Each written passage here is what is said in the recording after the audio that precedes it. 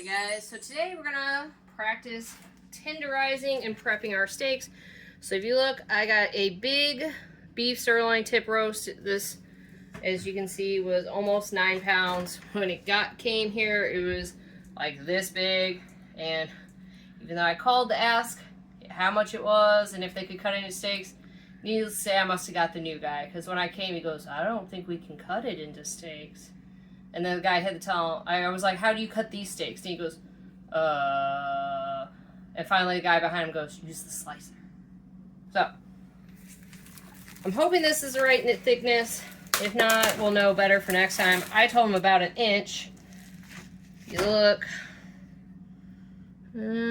I think it's still a little thinner than what I showed him. But we'll see how that goes. So we're going to take our steak. We're going to try. This is our meat tenderizer. Push down. Lots of stabby, pokey holes. We're going to see how that works. If it doesn't do well, then there's a machine for the KitchenAid. But this was only like $10, so I thought we'd try that before we got an almost $50 part. And it seems to be going pretty nicely through here. So I think it might work. It just depends on how many steaks you're doing.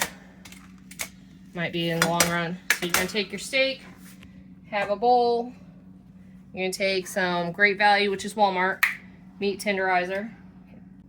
Alright, so make sure you stab both sides. If you look, now it's ready. And so you have your Great Value meat tenderizer. And if you look at it, it has salt, onion, some spice, paprika. But the bromine, which is like what's in pineapples that breaks down things, that's actually going to be the part that really tenderizes.